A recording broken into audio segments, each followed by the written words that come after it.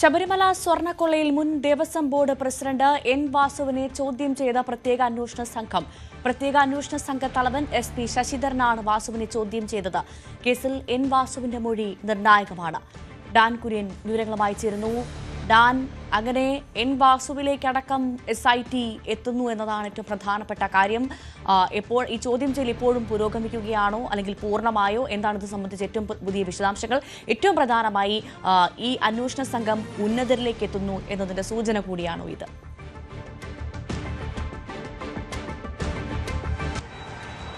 N Vasu ഉൾപ്പെടെയുള്ള Devaswom board മുൻ ഭാരവാഹികളെ ചോദ്യം ചെയ്യും, അവരിൽ നിന്ന് കാര്യങ്ങൾ ചോദിച്ചറിയുമെന്ന കാര്യം അന്വേഷണ സംഘത്തിന്റെ ഭാഗത്തുനിന്ന് നേരത്തെ തന്നെ പുറത്തു വന്നതായിരുന്നു. കാരണം ആദ്യം രജിസ്റ്റർ ചെയ്ത 2 FIRകളിൽ രണ്ടാമത്തെ FIR 2019 ഭരണസമിതിയെ പ്രതിക്കൂട്ടിൽ നിർത്തുന്ന തരത്തിലായിരുന്നു.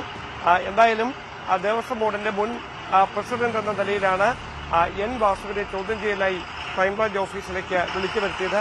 വിശദമായ ചോദ്യം ചെയ്യൽ തന്നെയാണ് SITയുടെ പ്രത്യേക അന്വേഷണ സംഘത്തിന്റെ തലവൻ SP ശശിധരന്റെ നേതൃത്വത്തിൽ നടന്നത്. അതിനുശേഷം എൻ വാസുവിനെ വിട്ടയച്ചു.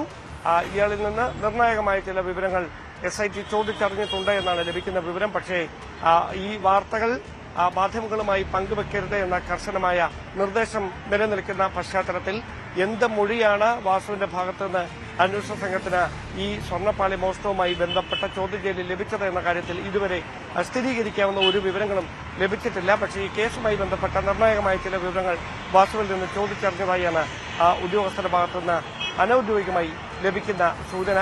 എടുത്തു പറയേണ്ട കാര്യം, ഈ കേസുമായി ബന്ധപ്പെട്ട് അന്വേഷണ പരിധി തീരാൻ 6 ആഴ്ചത്തെ കാലാവധിയാണ് ഉണ്ടായിരുന്നത്. ഇനി ഏതാനും ആഴ്ചകൾ മാത്രമാണ് ബാക്കിയാകുന്നത്. അതുകൊണ്ട് തന്നെ ഈ 10 പേർ, ദേവസ്വം ബോർഡിലെ തന്നെ 10 മുൻ ജീവനക്കാരും നിലവിലെ ജീവനക്കാരും ഉൾപ്പെടെ 10 പേരായിരുന്നു പ്രതിപട്ടികയിൽ ഉൾപ്പെട്ടിരുന്നത്.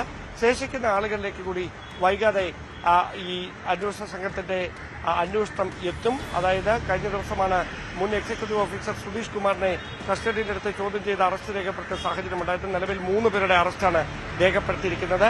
ശേഷിക്കുന്നവരിലേക്ക് കൂടി ചോദ്യം ചെയ്യലടക്കമുള്ള തുടർ നീക്കങ്ങൾ അന്വേഷണ ഉദ്യോഗസ്ഥരുടെ ഭാഗത്തുനിന്ന് ഉടൻ തന്നെ ഉണ്ടാകുമെന്നാണ് സൂചന.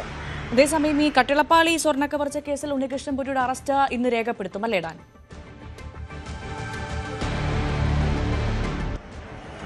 അങ്ങനെ ഒരു സ്ഥിരീകരിക്കാവുന്ന വിവരം നമുക്ക് ഇതുവരെ ലഭിച്ചിട്ടില്ല. ഒരു പക്ഷേ അറസ്റ്റ് രേഖപ്പെടുത്തിയേക്കാം.